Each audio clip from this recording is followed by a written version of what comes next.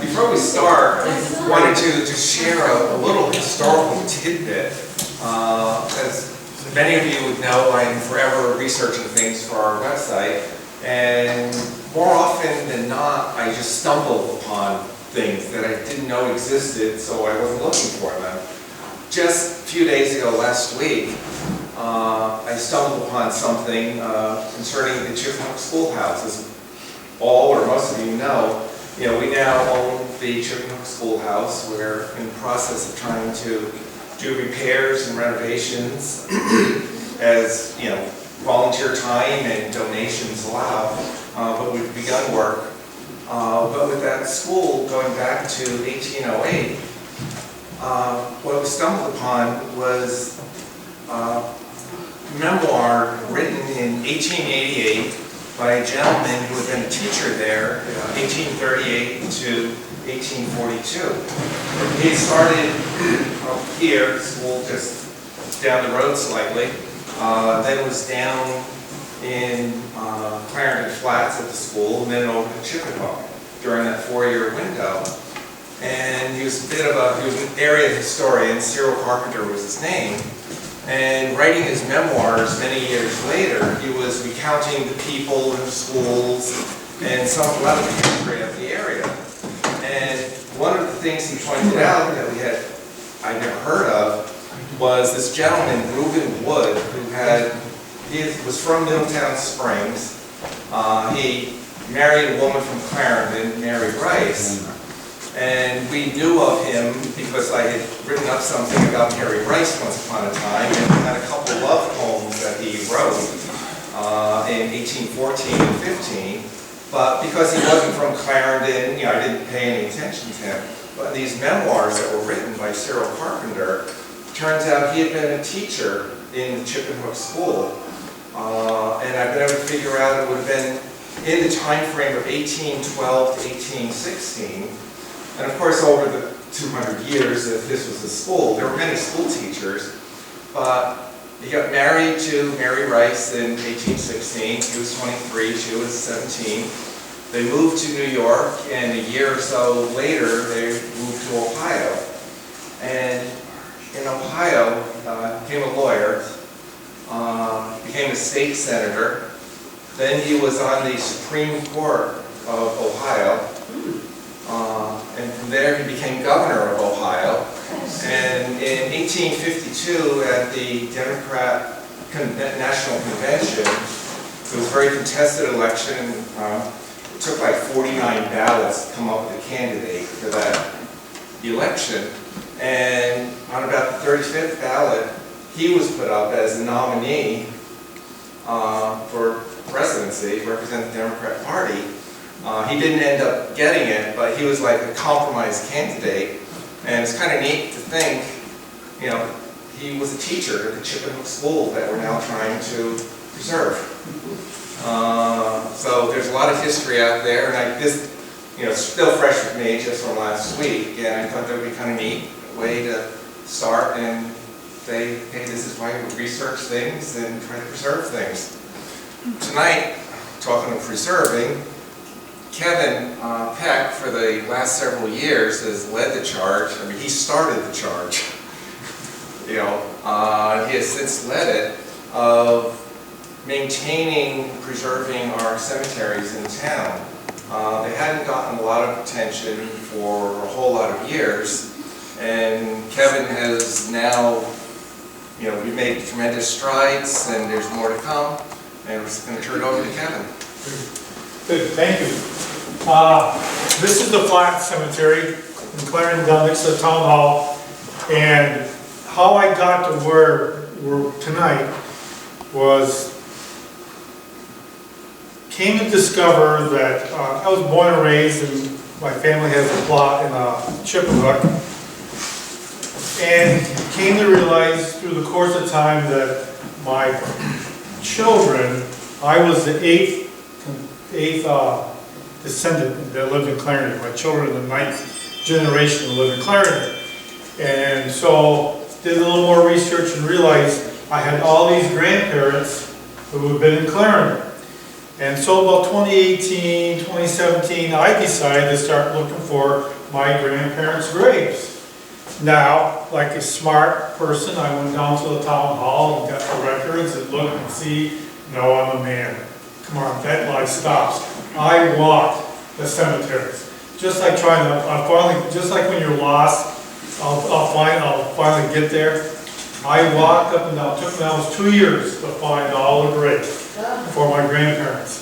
And I walked back and forth.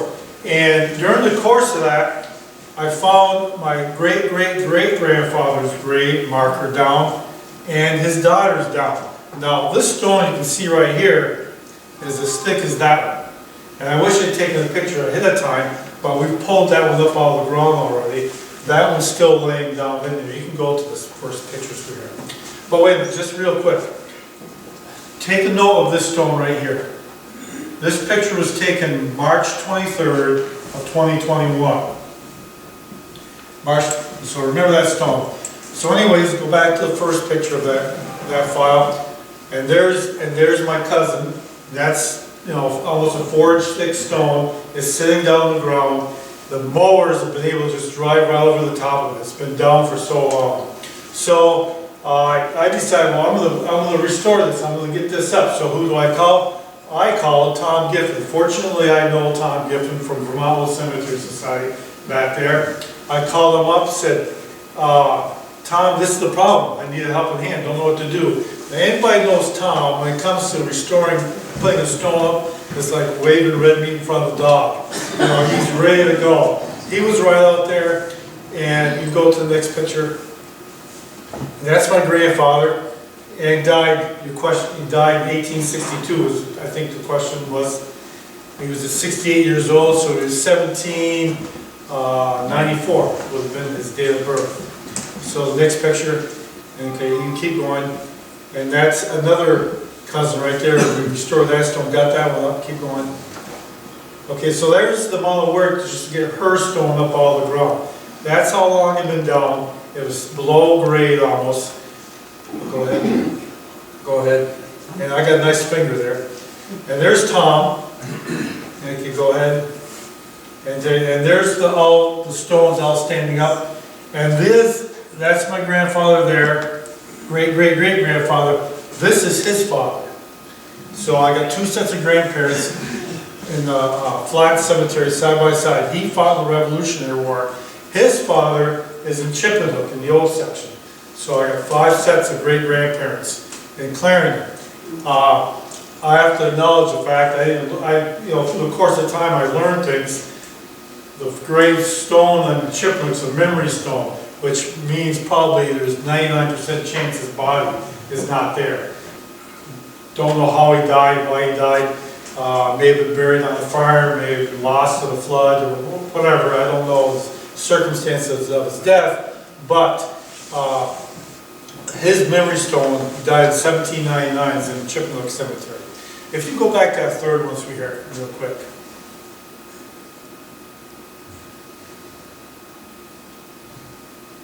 Okay, now that stone right there, that is roughly a 18-inch, and I'll point that out later, 18-inch stone right here. But, okay, so go to the Marsh Cemetery. So anyways, in the course of doing this, Heidi Congdon, who's the town treasurer, mentioned something about, well, would you want to be on the cemetery committee? You seem to have some interest.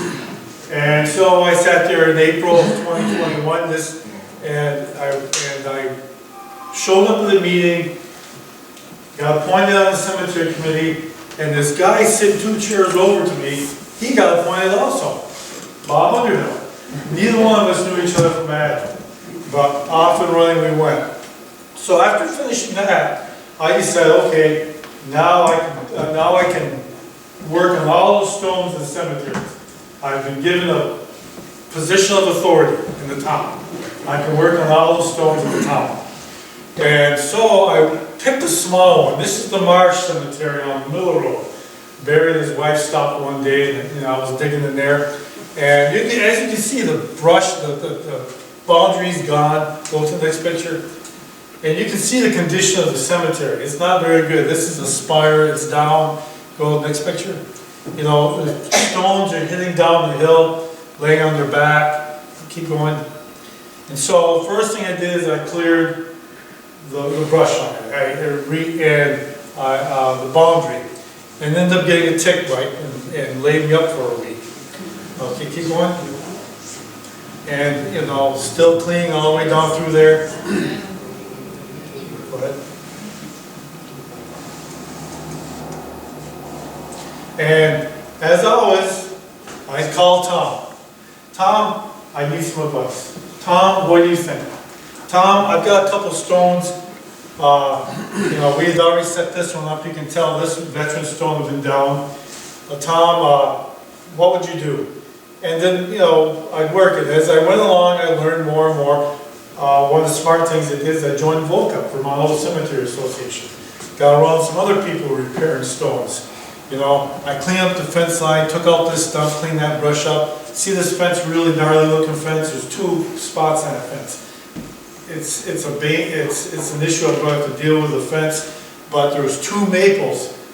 I've got the picture, and when the town took the maples out, they just cut the wire that just got attached to the wood, and took the stump out and left the holes in the fence with the holes in it. Okay, is there any more pictures here? Okay, that's a stone there. This one I've already picked up. It broke and fallen, and it settled down there. Okay, that's all right. So anyways, there's a quick picture of me on the ladder putting that. How this got down the ground without this moving, I have no idea. But there was a picture there just before that, me putting that up, and I think that's it for the march, right? Oh. What shouldn't you have in cemeteries? Trees. Trees. So, this was the second limb off that tree, of this particular tree. The tree's no longer there. But there was a stone on the back side of it that got hit. And I repaired that stone, only to have this come back down on it and break it again. So anyways, but that was it. You can see a pile of stones here, you know. Go on. Okay, yep. This is that spire that was on the ground. We got that up. That was the day we had a drag gentleman come in with his tractor, reset the. This is an interesting stone right here. Sarah Smith.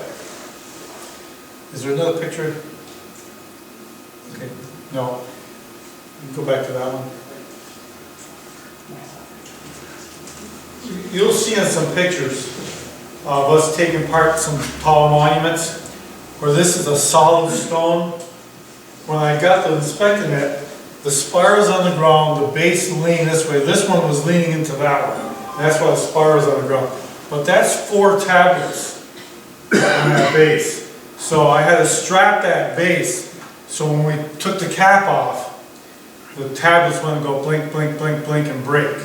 So I strapped that, but it's the only stone I've seen that way with 4 tablets. Usually it's a solid stone. Okay, so we can go, I think, to the flats. So it was hollow inside? It was hollow inside. And we worked on it for, okay, this is what the cemetery looks like now. And we'll see this stone again, and this stone again. But Carla sprayed the cemetery in the fall of '22. And you know, you spray it once with D2 and it just turns black. It's the agent reacting with the organic matter that started to attach itself to the stone. But as time goes, within a few months, the water starts washing it off and they all become white. You don't get rid of it all, it's not going to look brand new, but I'll show you a picture of this stone before and after. And the marble ones sometimes turn an orangey color. Right. Oh, instantly, you want to go out and shoot yourself because you just ruined the ball, you know, but it is. Okay, go on. Go on. Okay, go right to the flats.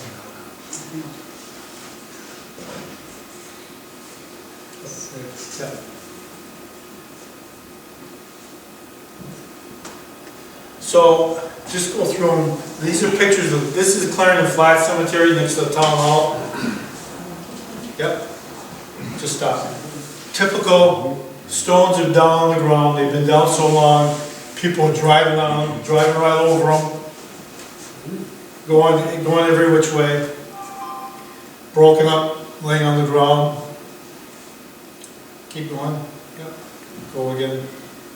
You know, just, and a lot of these stones, 30, 40 years, because when Margaret Jenks rolled her book, she went around and cataloged every cemetery in the state, every grave in the state.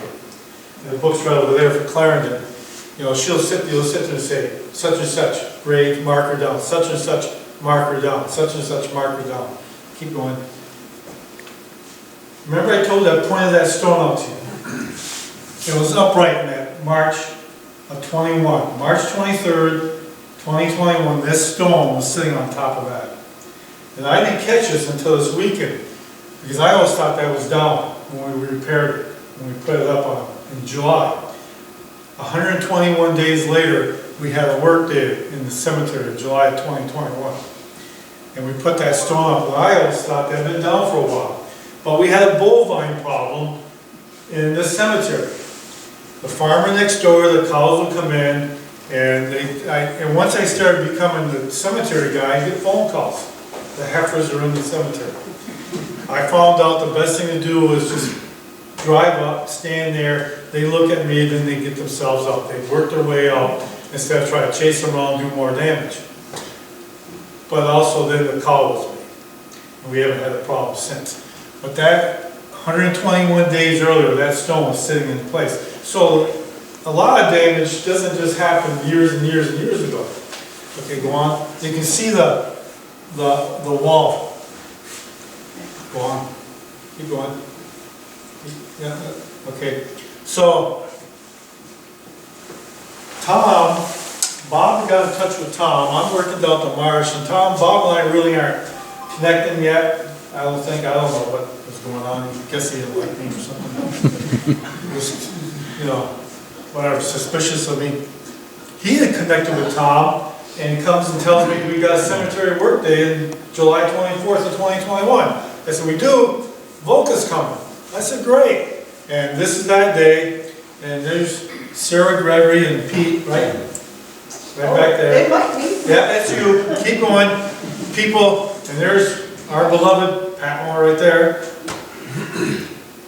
And there's Tom supervising. Kind of getting old looking. Yeah. There's Tom supervising again with Art Peterson.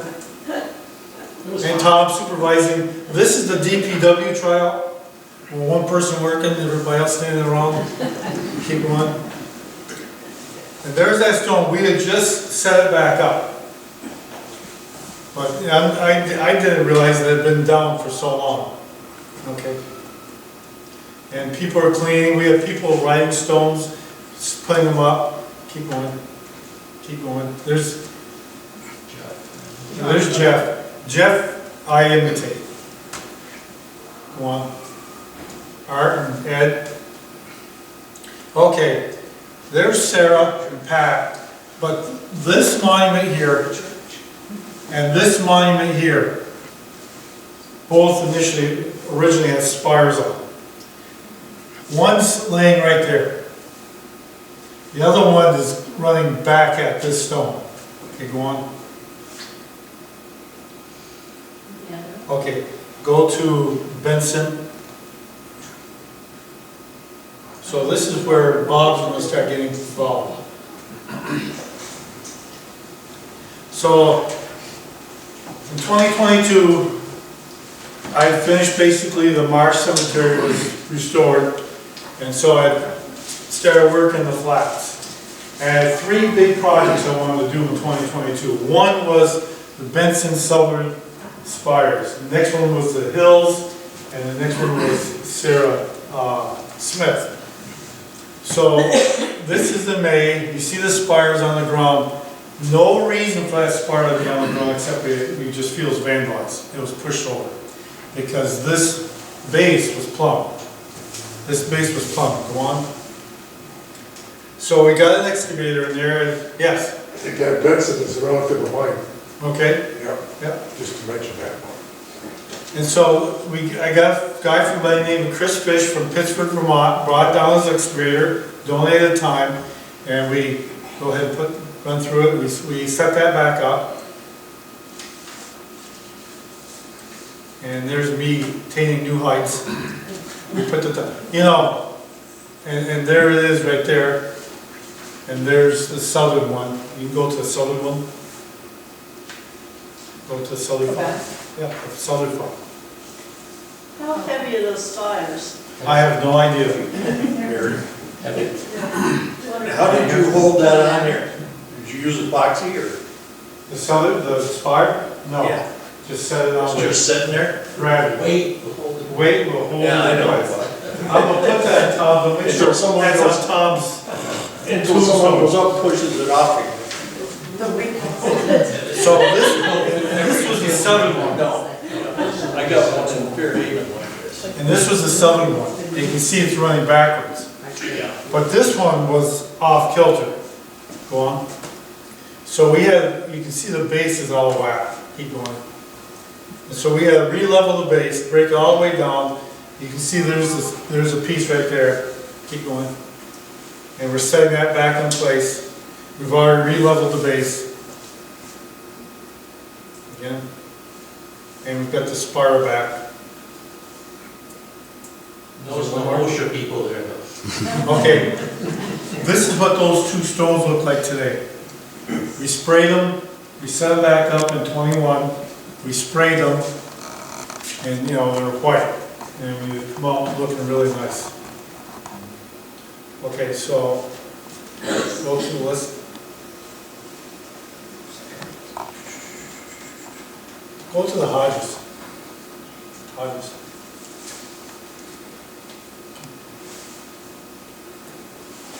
So this is one of those stones. This stone was severely, and I straightened it back up. When I straightened it back up, it's Annie and Fanny Hodge. They 4 years old and 2 years old. They died 3 days apart. And so I'm sitting there going, all the time, I'm wondering, what's the story behind this stone here, these children? So I turned to our archivist, Bob, and I'll let him take over for a minute. Well, the Hodges family basically lived down in Clarendon Flats. There were several homes, sort of hovered around the intersection of Middle Road and Walker Mountain Road. The big house on the corner was a Hodges home, and you go up a couple houses, Ursula's lived there now, that was another Hodges home. And they were, a well-to-do, one of the more elite families here. And this particular, household, the father had left Clarendon for South America. He went to Buenos Aires when he was like 15 years old to begin his business career. Ended up coming back to New York City, pursued it there, ended up over in London and then in France. And so the first 4 children of this family were born in France and London. They then come back to live in Pittsburgh, where the 5th and 6th of the 7 children, or the last 5th, 6th, and 7th children were all born in Pittsburgh. And these 2 little girls were born in Pittsburgh. They were the 5th and 6th of the children. The family, after the same year they died, the 7th child was born. The family was still living in Pittsburgh, but because the Hodges were a Clarendon family, when these children died, these 2 little girls, they brought them back to Clarendon for burial. But after these girls died, the family moved down to Staten Island, where they stayed. And when the parents passed away, years and years later, they didn't come back. They were buried down in Staten Island. I was not able to find what they died of. The death record, oftentimes it would say, but in that time frame, I frequently see things like typhoid fever. You know, that was a pretty common one, but there are other diseases they swept through, and it was not that uncommon to take multiple children in rapid succession, and that's probably what happened here. It may well be what triggered them, like, okay, time to shift gears again, and they went to Staten Island, you know, where they stayed. Hospital?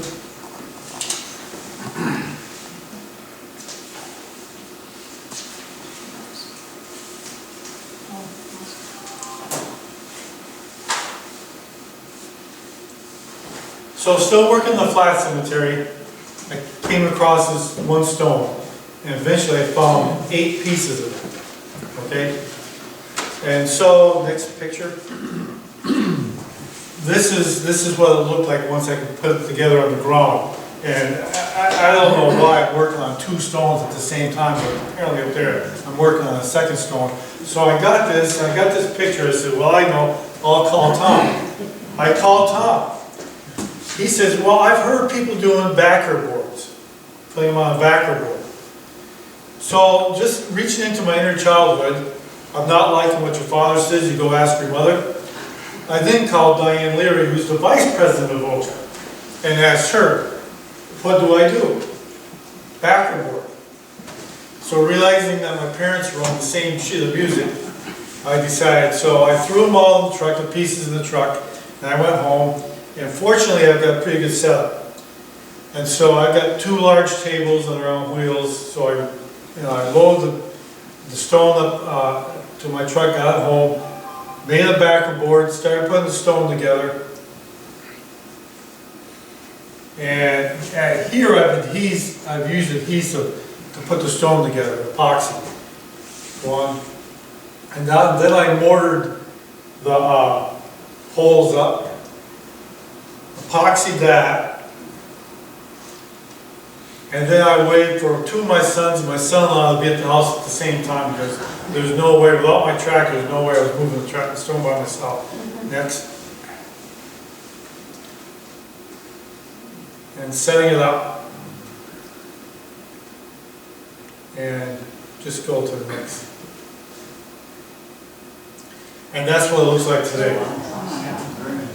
That's what it looks like today. The last date isn't so clear. I think it's either 6, I don't recall whether it's a 6 or 8. But from something that was in 8 different pieces on the ground to that, Isaiah's Hosford. And there's a roll, there's about 5 stones, Hosford there. I'll let Bob. Well, Ozias here was not a native of Clarendon. He had come up from Hebron, Connecticut. But his wife, Mary Rice, was a native. And he was here in 1830, 1840 census. But by 1847, I find him in Boston, living on St. Charles Street, which is Back Bay. And there he had a vegetable market. His children were all born in Clarendon, and when his wife died in 1860 in Boston, he died 1869 in Boston. But even though he wasn't a native here, probably because his wife was and his children were born here, they came back from Boston to be buried. And his parents had come here as well from Connecticut. I'll go to that.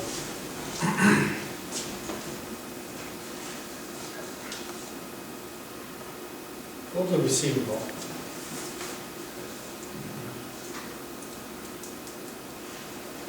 Clarendon's unique. We have a receiving vault. Now, a receiving vault was a place where people would put the bodies during the winter, because in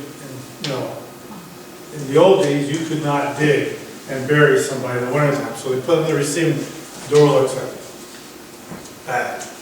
So we opened it up on that work day, and Phil went in there with his metal detector. But go on, sweetheart. This is the inside.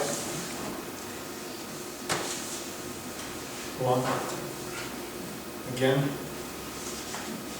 Go on. And that's looking out. It drops down quite a bit, below grade, and steps, go to the next picture. So, the door is different. So last year I was working on the door, and I realized I could move the door. I could put the door square. I figured I'd come back this summer sometime with some tools and work on it. Well, water, heat, humidity. I got down there in July or August, went to move the door, and it wasn't budging. But then I realized I could lift it off its hinges. So I waited till October, lifted off its hinges, went about 2.5, 3 weeks with it sitting next to my wood stove to dry out, squared it back up, put something on the back to hold it, and that's how it looks like today. And we go to the next one. And of course, you gotta have some fun. In fact, the volume's down low. I go, Jonathan, come forth.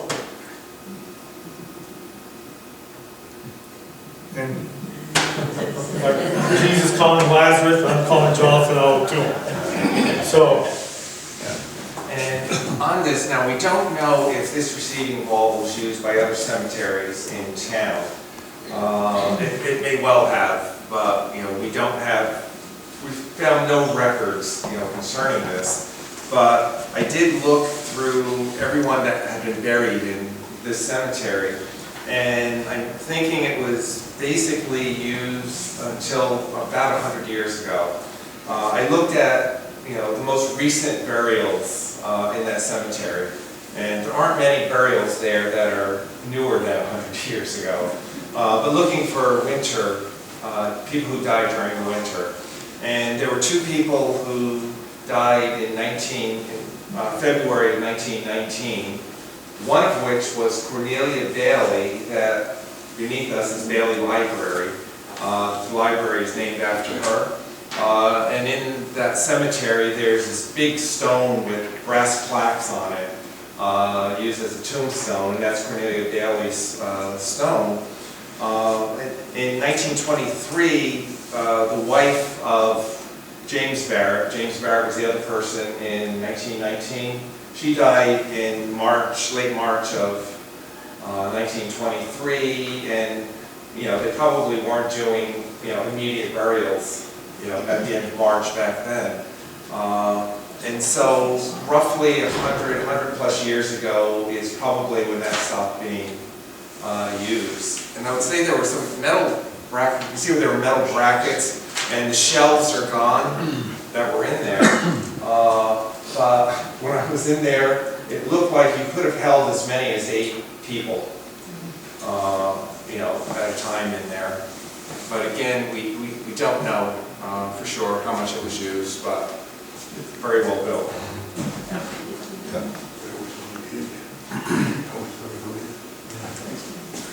Now you know what it looks like.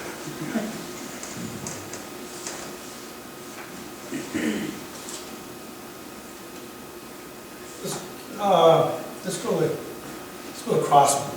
We'll talk about Crossman real quick. Haven't had to do any work, but this is one of those anomalies. One of these, why? This is the Crossman family. They're lined up right behind the Southern Memorial. There's about 8 stones. Next one. And this is the father, Calvin Crossman, died. Now he died after his wife. Okay, he died after his wife. This is his wife's stone. Crossman is misspelled twice. Crossman, every other stone is C-R-O-S-S-M-A-N. This is C-R-O-S-M-O-N. Why they didn't, no one sent it back to the stone cutter, say you screwed up or whatever, but it's just, it sits there. You got all these 8 stones and this one Crossman, the matriarch of the family, her stone is incorrect. And the Crossmans were a very prominent family in Clarendon at the time. They had a tavern right at the corner of where Airport Road junctions with Gorge Road. As you go around the corner, if you look, you can sort of see a flat spot, and that's where the tavern was that the Crossmans owned. And as I said, they were a prominent family, and which means obviously you could afford a nice stone, but who knows what? I mean, he quickly married again after she died, but that was common enough. but she had birthed 9 children, you know, and it's like, okay, guy. 8 of those children were alive when she died, and I'm thinking, between those 8 children and her husband of many years, they didn't fix her stone. You know, it's, It's one of those things. yeah.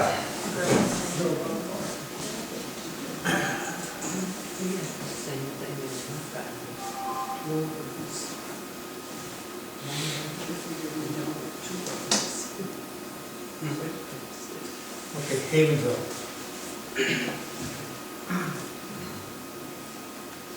So, a gentleman by the name of John Romano, right here, lives up on Old Orchard Park Place, which is off East Clarendon Road, or East Street. East Street. East Street. Okay, bump road, up top of the hill, bang a right, and down by you folks. Right, And, well, you're right next door. yeah, I'm the neighbor. Yeah. And so he came and he spoke with Bob, and Bob spoke with me, and then winter came, and then I do also pictures for Find a Grave, I make entries for Find a Grave. I got this entry for Find a Grave, and it was this stone right back here. Well, I got up there, and I couldn't find the stone. First, the stone was broke, was down on the ground, but this was nothing but, this was brush, this was just, in fact, I'm out there wandering around, basically the way I'm dressed now. The neighbor on this side, Tammy, Tiffany, Tina. come out, she comes up to the stone wall and kind of starts berating me a little bit, aren't you? Because I'm walking around this brush and, you know, not worried about ticks or anything. I'm worried about ticks, I'll just check myself, but, you know, not really. She just was questioning why I was with shorts and stuff. But then got in touch with John. I said, okay, John, he came in the office, and we discussed it, and I said, what do you want it to look like, John? And I said, you want a manicured, mold lawn, or do you want to look like a unused, but an old unused Vermont cemetery, but maintained cemetery, which was the, you know, easiest, you know, financially the best way, and he decided that. So he had his mowing crew come down, and they cleaned this all up. And then go to the next one, and then that's the stone I repaired. Keep going, keep going. And that's his great, and that is a memory stone also. I had to kind of break the news to him, that he feels, but that is a memory stone. She died in 1784. She may not necessarily be there. You go on. And there's the day we worked on it. There's Bob and Tom and Carl and myself. Go on. And that's what it looks like today, well, except those, that's cleaned up. But basically we have 38 burials in this cemetery. Now you can see most of the stones were just that, field stone stuck on end, you know, lined right up in rows. And then a couple of manufactured stones. So anyhow, I had to break it to him also. The previous owner had a friend who didn't have much means, and it died and needed a place to bury, so the guy said, I'll put you in the cemetery. And so they cremated them, and they made a little surface marker, and they put it right here.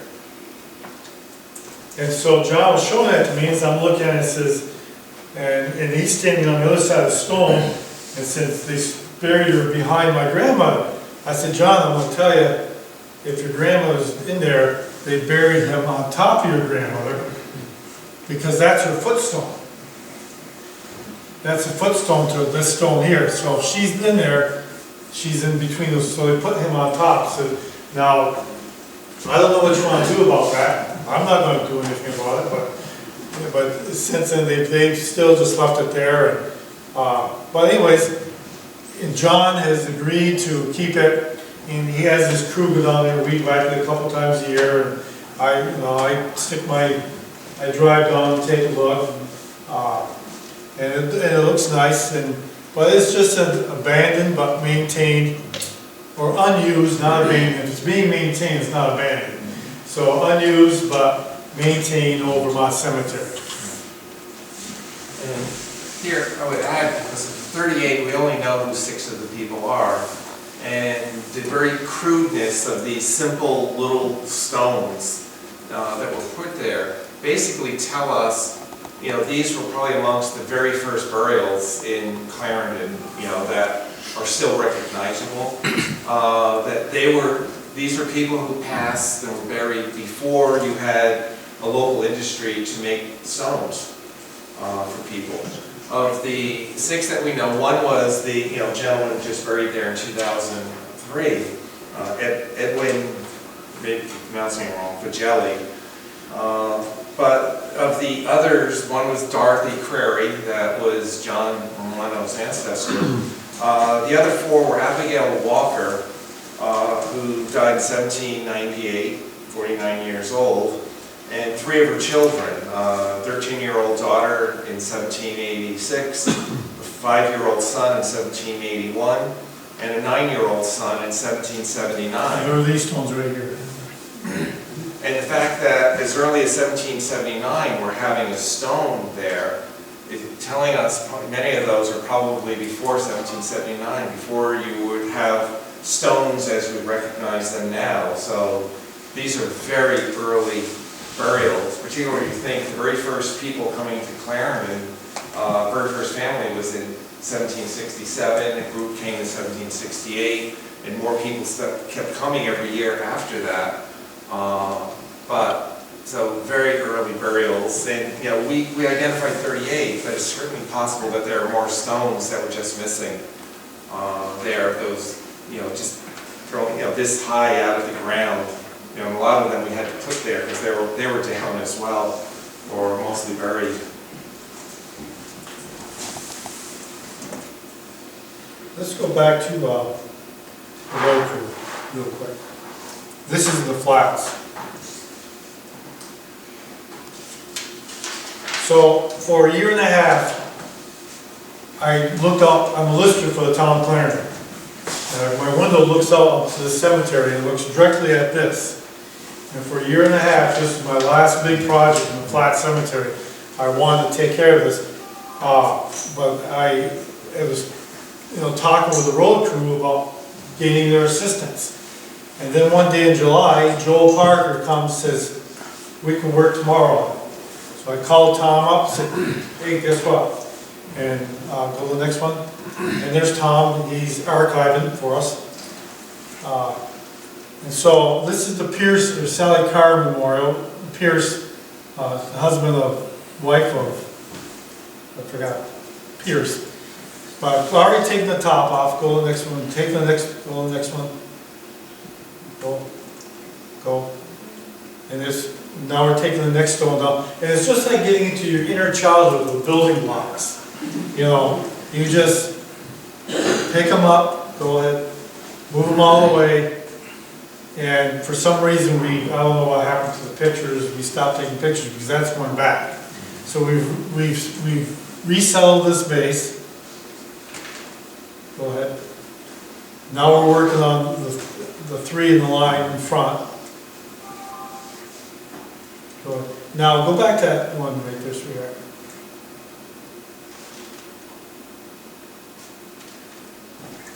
We had to be careful. We only could work at this from one angle. We couldn't work from the backside because we couldn't get the excavator in there. We couldn't work from the front because we had the receiving vault. I couldn't put the excavator on top of the receiving vault. It'd be in it. So this was the only spot he could reach to get at everything, which made it difficult, but he kind of knows what he's doing somewhat. So it's fortunate. Go on. Go on. Go on. And so this is what we did all 8 of these memorials in one morning, having hydraulics. And now I look out and it's all. And just talking about the large monument there, that's John Northrop Pierce. He was clearly one of the wealthiest people in Clarendon. have a stone, like that, well beyond what the average person did. But he's got both of his wives with them, they each have their own side. His first wife died at only, age 22 years old. They had one child. And again, he quickly remarried again, as was typical. Sally Carr was the second wife. The first was Rosanna Spencer, another of the old families in town. No children with the second wife. John was one of the founding members of the brick church, and one of the stained glass windows in the brick church is, his son had bought that in honor of his father, his son Thomas Pierce. And John and his second wife had a long marriage. They celebrated their 50th anniversary, about 5 years before they died. Was Pierce's former named after him? It would be the same Pierce family.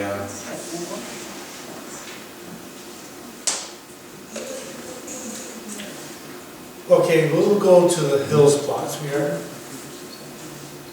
Hills. This is in Chippenhook Cemetery. Okay, this is the Hills plot. As you can see, it's well-to-do. There's two of them. There's a second one down there. Wrought iron fence, really nice. Two stones are down. This one's leaning. Now, we're going to come back to this, but you see back here the Ridland Memorial, and it's very much discolored. I'm just pointing that out. And next. Now you see it's down. This day proved almost fatal for me on 2 occasions. This stone was down, this stone was down. I had tried to make arrangements with the Clarendon Fire Department to come out here. I tried different avenues, and they agreed they'd come out, but it wouldn't be till October. Well, their meeting's at 7 o'clock, and if they show up in October at 7 o'clock at Clarendon Springs, well, it's going to give us about 15 minutes of work with daylight. That's about if you've got that much. So I decided I needed to start working on myself and come up with a different alternative. I tried to get a hold of someone with an excavator to sit on the outside of the fence and reach over and pick stones up. These stones, with our estimator, measure the cubic feet, then there's a figure. These are about 850 pounds a piece. That's just the top stone. Then you got the second stone, and you got the third stone. But that's about 850 pounds a piece. Now you notice the first picture, this stone was it was crooked. You can see the base is off, but it's now down. So I'm in there working by myself, and I'm starting to dig around this stone to level this base. I walked over to that stone, and I hugged it, and I brought it towards my body. Yeah, that'll go pretty good once we get some help here. I walked back. Problem is, this was too close to me. I walked back, put my arms around again, kind of brought it a little bit further, pushed it back. Okay, yeah, that will go. I better wait.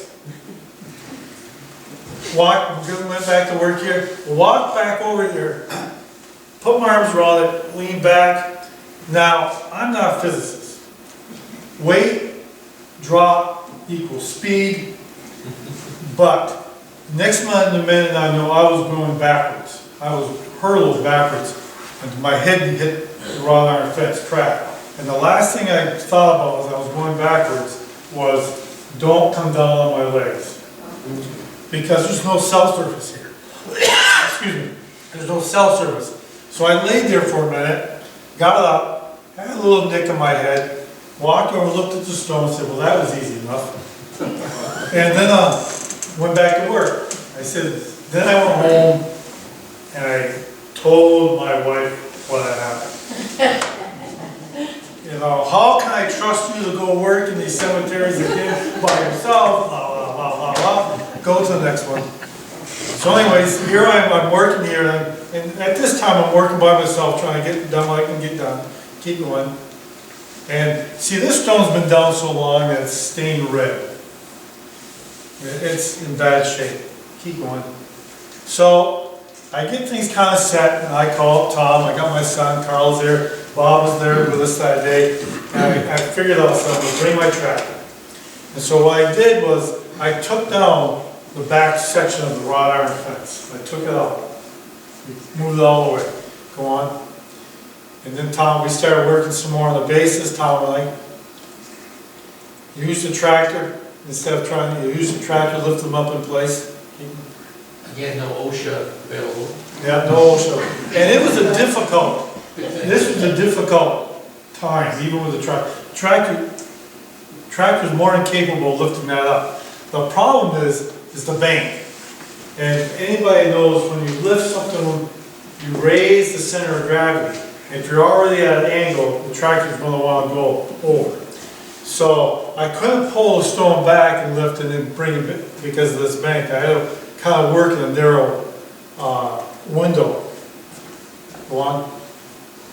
And this is what it looks like today.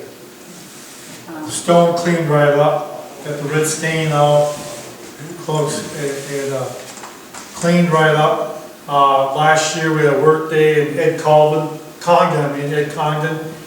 I brought some topsoil, he put some topsoil down and seeded it, and that's what it looks like today. But at least 35, 40, 45 years, these two stones have been down.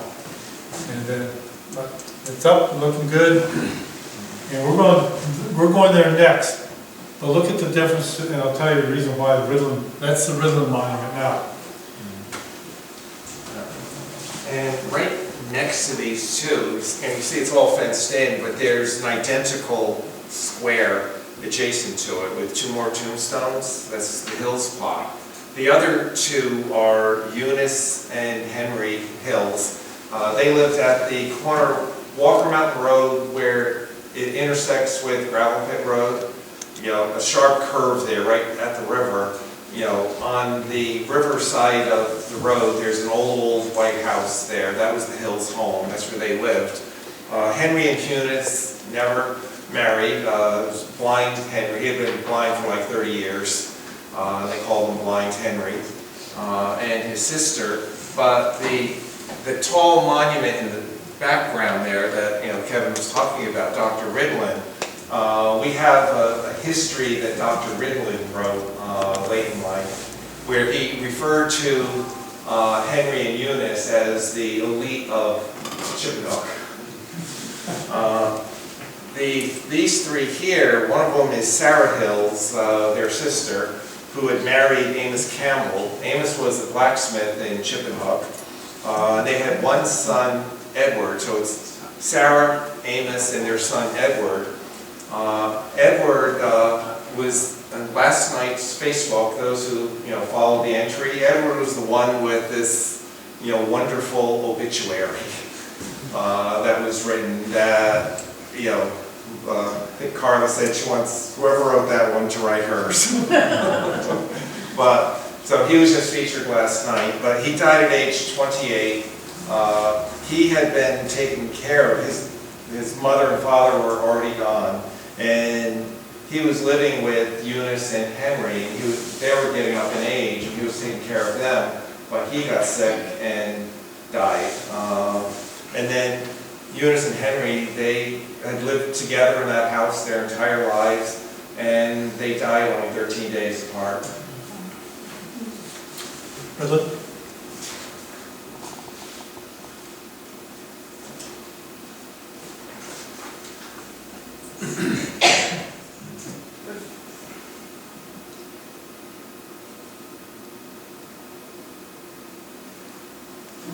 This is the Ridland Monument today. Now, I can't take any responsibility for this. This has been a labor of love by Bob for some time. Next picture. Except I reset this post March 1st. I was able to dig ground March 1st. I reset that post to that rod. Keep going. Keep going. Beloved and eminent orthopedic surgeon, John Ridland, born November 24th, 1852, died April 27th, 1936. And there's quite a backstory here. Yeah. And first, on this plot, a few years back before Kevin started fixing everything in town, there had been a smaller effort, and Phil Vandelier had used with his metal detecting around this plot.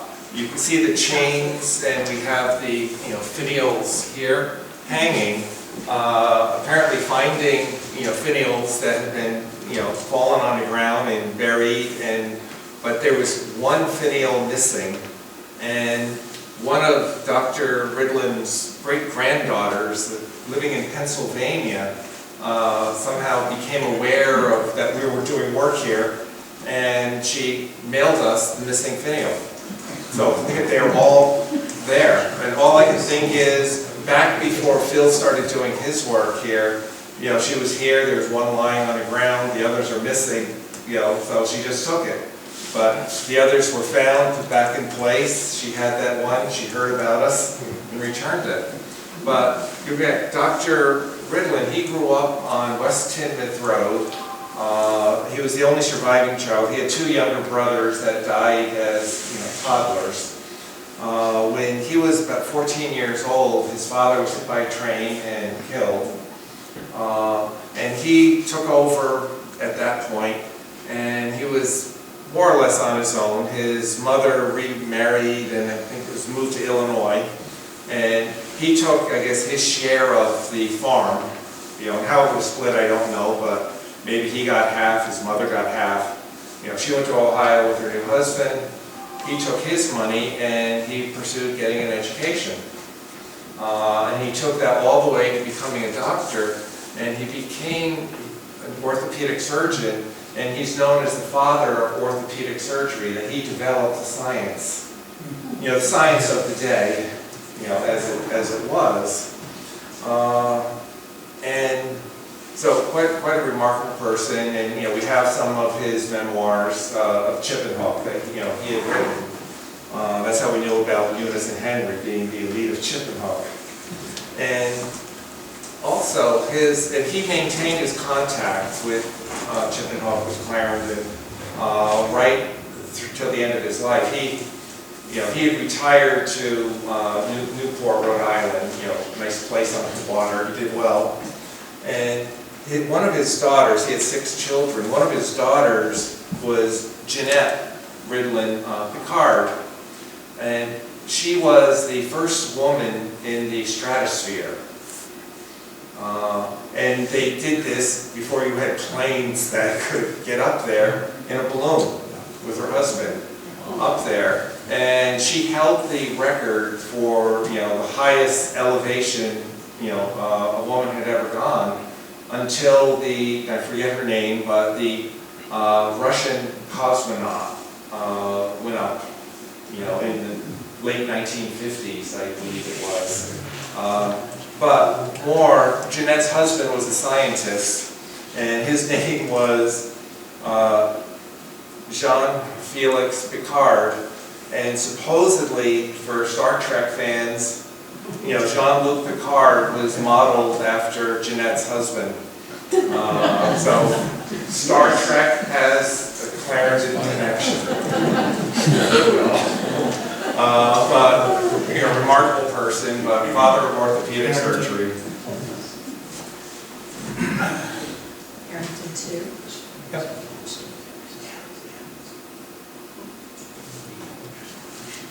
Okay, this is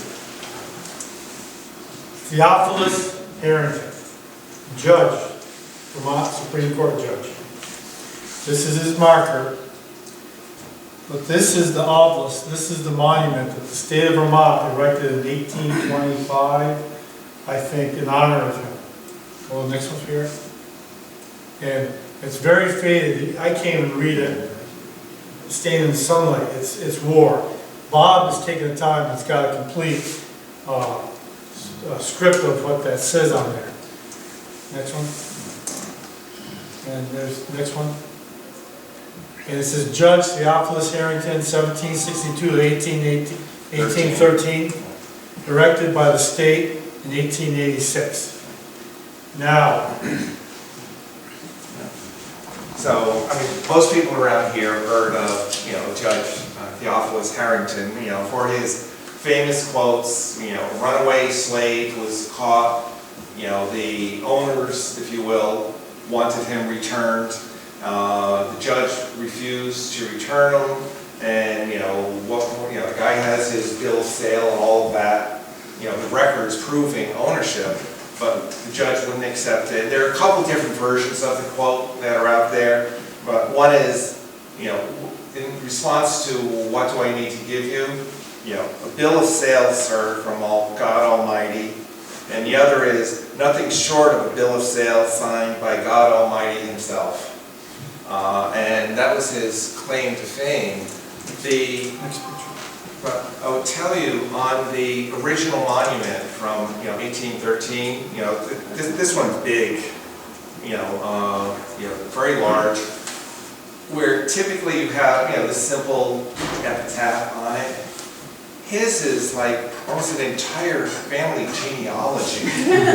I've never seen that on a tombstone, but they got the whole family history there, and it was quite a chore. Fortunately, someone did one years and years ago before weather took the toll. The bottom half of that is unreadable now, but through that and what I was able to discern, we do have a complete genealogy of him from his tombstone. So this is allegedly, I haven't read the script, but allegedly this is part of it, Bob Underhill.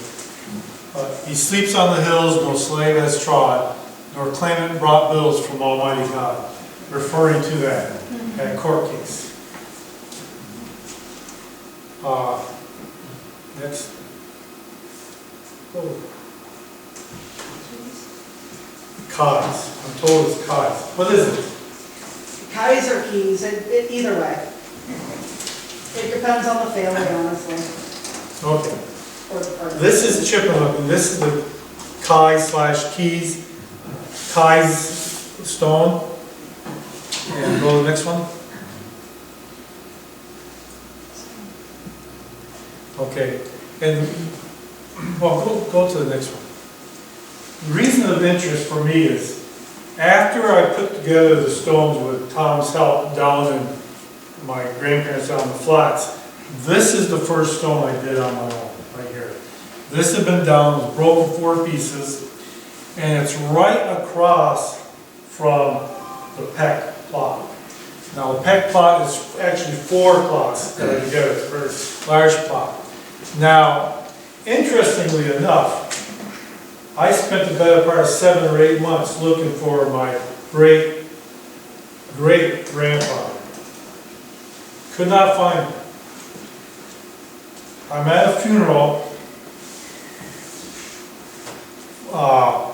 in the Peck plot.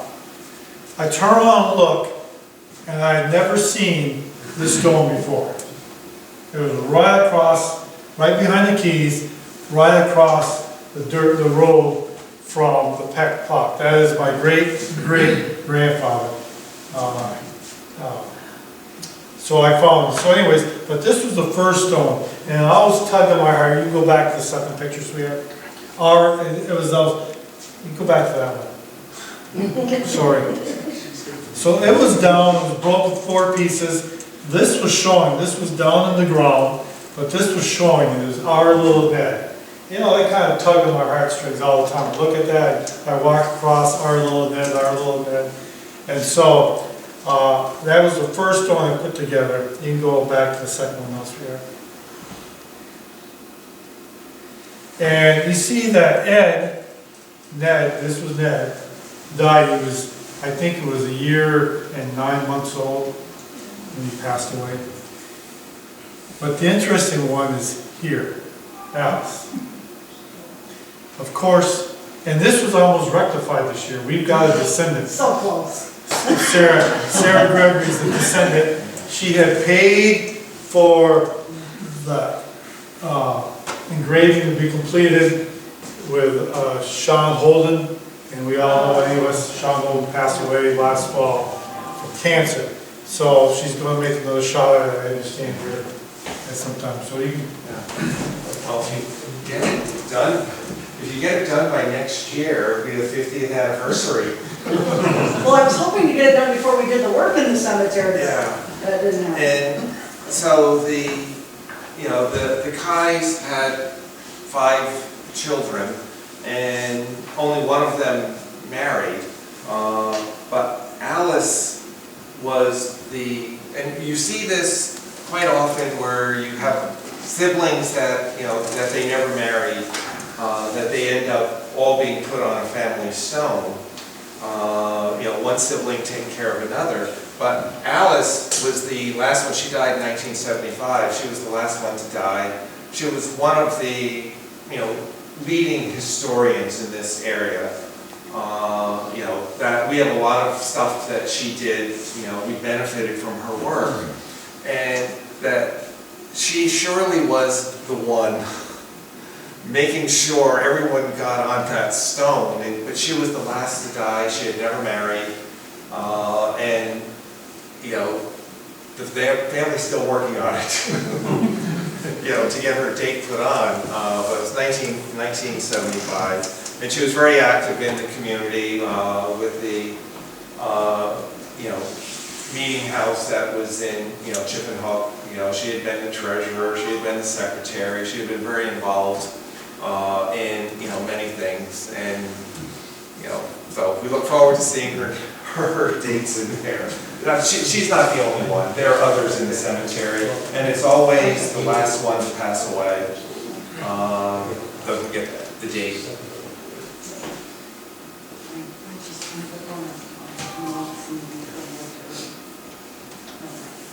Okay, I'm just gonna do a couple more. I want to get to Jonathan Parker. Jonathan Parker. This is how I found Francis and Jonathan Parker. This was in 22. So I'm working in the cemetery. Go to the next one. And I squared up, plumbed the stone, got the 3 pieces. I'm missing a piece there. I've got it up. And that's Francis. And this is brother and sister. 10 years old and 20. So Saturday morning, September 24th, 2022, I go down to the flat cemetery and the mowing crew shows up. So I got all the way and I came up and I knew their route. I said, they're going to be up the Marsh Cemetery next. So I went up to the Marsh Cemetery, did some work, scooted home. I live a mile and a half away from the marsh. Got something to eat, came back. They had been there and left. I got on my truck. And I've been in the cemetery so much, I wasn't 2 feet away from my truck when I realized something was wrong. This was Jonathan Parker. I just repaired the stone in July. It was down on the ground. And now, you really can't tell, but when I lifted this up, 6 of the letters just fell right off. So, I'll go next. So, anyways, I got in touch with the mowing company, and they came out and said, yep. And the guy says, I know exactly what happened. He drove up there with a 0 turn, couldn't go any further, backed around, hit the stone, and then kept on going. And he says, the reason why we're so mad is because you're the one that had to tell us and not him. So anyways, they agreed to pay for the stone. We got in touch with Balker, and so last April or May, got hold of Tom again, my son, keep going. And we set a new stone for Jonathan. And remember earlier, what her stone looked like was just in pieces. It was all covered. Once again, just sprayed. That's all we've done. No scrubbing, no nothing. Sprayed, and it's clean right up. And this one's a very sad one. There were a lot of children, died young back then, but this one didn't need to happen. Jonathan was the 10th of 11 children born to Rule Parker and Emily Hatch Parker. And he was working by himself in one of the mills here in North Clarendon Village. There used to be, several along kind of a stream that doesn't exist anymore here. And he was working by himself, the water-powered mills. There was someone in another part of the mill. Where he was by himself, and he got pulled into a 5-inch space, in the machine. And he lived for 3 days before he died. So, very, very sad. We have the whole story, on our website, the newspaper, accounts of it, but child labor, 10-year-old working by himself in, a water-powered mill, with, think big wheels and everything, going around. And he got pulled in. I was also, because the stone was being replaced, by law, you have to offer the stone to descendants. So there was a cousin down in the Tyson area I was able to contact, and a cousin up in Michigan I was able to contact. So I let them know what we were doing. Quite happy that, what happened, not happy about what happened, happy initially that it had been repaired, happy it had been repaired again and taken care of. Okay. Let's go to unique.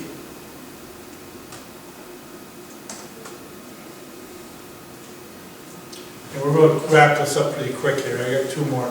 So Sarah Hills, and what I like about this stone is you get to see something every now and then. Someone has a level of originality. She was the wife of John Learn. She died in 1842. She's 76, and go to the next picture. 76 years and that many days old. 264 over 365 days. Almost. For some reason, I think she must have liked math or something. I don't know who she is. It's just a unique way. The only one I've seen so far. What's that? Oh, I've never seen that before. No. So I thought it was unique. And I'll just say she was the aunt of the other Sarah Hills we had mentioned, Sarah Hills Campbell. She was her aunt. It gets confusing sometimes with they keep reusing the same names. Next one. So this stone was down the day we worked on the enclosed on the way up. We worked on this stone. This stone was down. This was facing up. It was level with the ground, and we put it up. And we just could not figure out what the script was, what the first name. And so go to the next. So fortunately, it has a daughter of M.H. and M.H.A. Sherman died. She died September 16th, 1884. She was aged 8 years, 8 months, 8 days.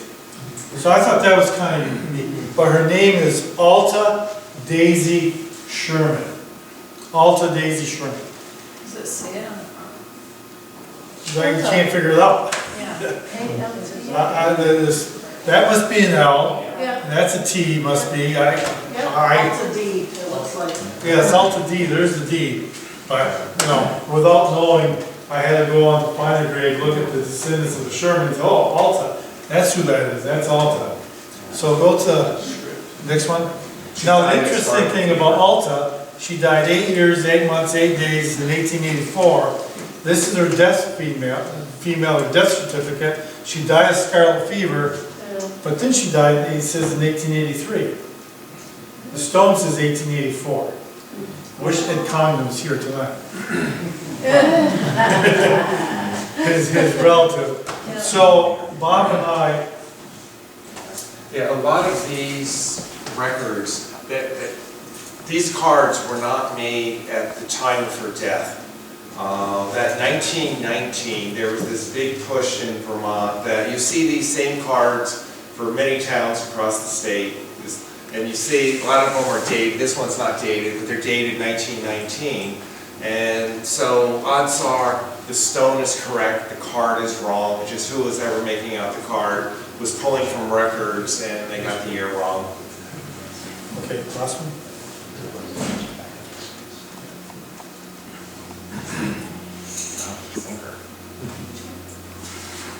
Yeah. Should be the last one. We look at this stone, and anybody tell me what they see? Tom, you better pass this. Computer. I don't know. I failed. Okay. There's only 2 in Clarendon we found so far, and by the blue hue, kind of a bluish hue. That is a metal stone. Oh, it's a zinc. That's a zinc. It's known as zinker. Go to the next one. That's a zinker. Now, I've been in the Smith Cemetery. Did you know that was metal? Yes? Okay. I've been in this. You didn't tell us? No, and I walk up and down, done a lot of work there, and I just happened to catch it because I first saw my first zinkers down in the bank, and we were down there working on the vandalism. Tom showed me a couple zinkers, and now they kind of stand out pretty good for you because of that hue. You can see the difference. The hue is kind of like copper turns green. Now, it's advertised by the company as White Brass, and they were about 1879, they started building these, and they advertise them as they don't rust, don't crack, don't do this, don't do that. And you can get them with, you know, angels on top, you know, men, just like a regular stone. No. No, anyways. So anyways, and what it is, this is 4 screws. Those are 4 screws, and that plate comes off. Eugene died in 1922, and it says a man to match his mountains. And Mary died in 1951. Now the interesting thing is, this company was pretty busy until World War I. And then they switched over to munitions, the war effort. And then after the war, they never gained traction again, and they went out of business in 1939. But she died in 1851, so we assumed that there must have been an ability somehow to still make the plate. Take the plate out, add another name, or a new name, and put it in. So if you go to this stone and rap on it, it sounds like Dorothy on the chest of the Tin Man. That hollow sound, because that's what it is, zinc. And then, and I don't know why I didn't see it, I didn't pay any attention, I saw it. Go to the next one. There's our second zinker in there. And it's on the same lot. It's third child. Emmeline Smith. She was premature stillborn on this day. But that's also a zinker. And now Bob has gone on a quest to find more in Clarendon Cemetery. But so far, all I know is 2 of them in Clarendon cemeteries, the zinkers. And I just want to know what else Pat's hiding on us. She knew about this and she didn't tell us. Just let me look at that. I think that's it. You didn't do the spot. I know. I do. Oh, the Spafford tree? Okay. Let's go ahead. So this was a challenge. Spafford Cemetery sits up North Shrewsbury Road on the left, just above the Warming Center, and we had this great big huge pine. You can see it right there.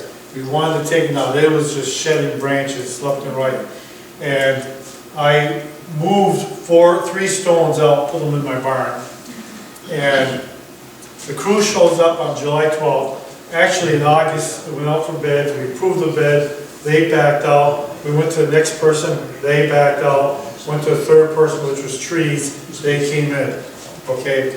And so they get there with the crew, and the crew's just there, and I don't know if they have poor communication, but I'm talking to the crew, and they just got a couple bucket trucks, and they're like they're looking at this tree, going all the way through, and saying, I don't know how we're gonna do that. We're gonna have to rope down piece by piece by piece. We're gonna be here, you know, Tom says we're gonna be here just the morning.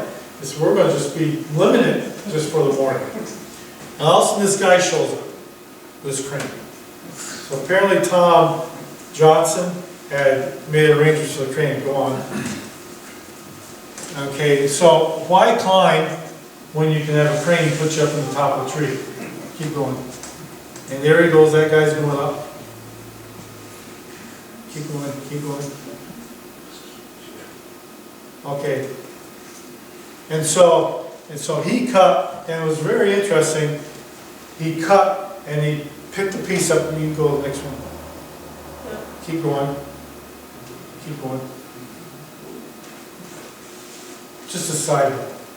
This guy worked for a crane company, I'm trying to remember the name, up by Bristol, Browns, up by Bristol. He's a 30-year-old kid. Went to college, started working for the guy who was like 12 or 13. Graduated, went to college, came back, worked for the guy some more. One day he says, I'm going out of business. So he's, 30 years old, got this multiple millions of dollars worth of just one piece of equipment, is basically taking over the job. And he sits there munching on potato chips and candy, and like he's just sitting there going, it's like watching a kid play a game and, just relax with a joystick. Keep on going. Yeah, not a care in the world. And he drops it down, and then these guys are just bucking it up right there, chipping it, and then stacked up to pieces.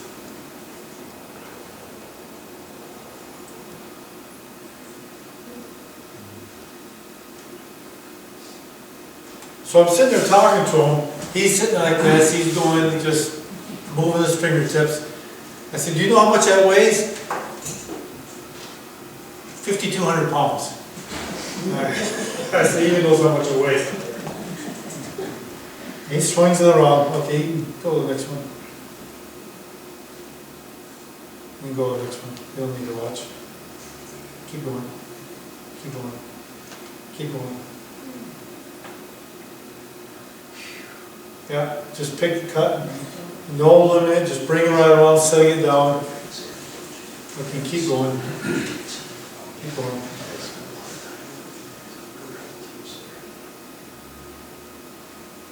It's kind of nice sometimes to watch other people work. Keep going.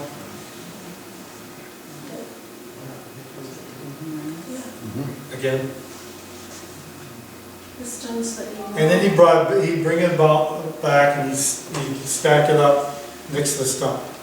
The stones that you moved to get that tree out of there were my great-great-grandparents. Right. And there's an interesting story there. And there's Carl next to it. So it's a good-sized tree. So that's it. So I'm waiting last fall for my son-in-law to come down from Portland, and we're going to put the stones back. And I had my son and him, and we put the stones back. Unbeknownst to me, I forgot who it was, I talked to him afterwards, but like 4 days before I put the stone back, Bob's fielding a phone call down at the office from a relative of this. It wasn't me. We know it wasn't you. Because Tom knew the stone was gone. And the stone's missing. Someone stole the stone. And I just happened to, call into Bob on his cell phone or something. And so I talked to the guy, I said, yeah, this weekend it's going back, and they explained to him why we'd taken it out. But there was 2 stones here, and then one right over here, the one Barb's talking about was right over there. And, but we agreed to, with the original tree crew, to move them out, and so they'd be all the way. And I think that is it. Anybody have any questions for Bob? What's the name? Yeah, I think that's it. I do have one question. We can, If yes. if you did the cemetery, you said there was a footstone in it. Right. Were footstones common or? Yeah, it is common. Unfortunately, a lot of times mowing crews have removed them, got them all the way, because it's just one more impediment to just being able to go straight. Well, you have footstones, you go to the older cemeteries, you see a lot, and a lot of them are shaped the same way as the headstone. It'd be a smaller version, but yeah. Now, if anybody's interested, there is a work day that's been scheduled for Chippewa. The GE veterans are going to be there on July 18th, which is a Thursday. Last year, Tom and I and Carla and a bunch of other local people worked with them in the West Street Cemetery in Rutland. About 80, 90 volunteers showed up. And they put up groceries and stuff like that. So that's going to be July 18th. If anybody's interested, and one of my desires also is to spray all Chippewa, with Chippewa completely sprayed. And all you need is a sprayer. We'll provide the D2, biological, non-toxic, non-acid, you know, just spray the front of the stone, go to the next stone, go to the next stone, go to the next stone. I want to spray the whole cemetery. And there's also over there some VOCA pamphlets, if anybody like interested in joining VOCA, or just, you know, either working or financially supporting, is $20 to be a member. And it goes towards grants within the state for cemetery work. Tom is the president, and Barb is something.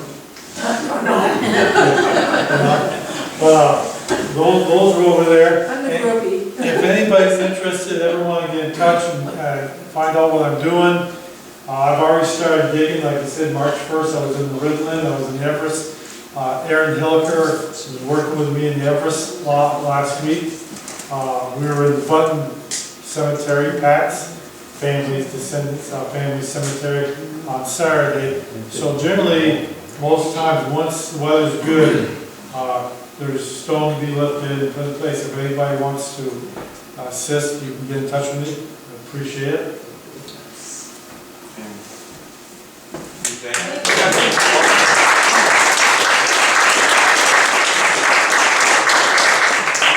And anyone who is not on our email list, the Historic Society's email list, if you'd like to be, you know, we announce every meeting we're having and kind of what we plan on doing for meetings. If you want to be on our list, just get me your email and we'll get you into the system, and you'll, you know, get an email every month saying this is what we're doing. There's cookies and water back there. But otherwise, we thank you, we thank Kevin.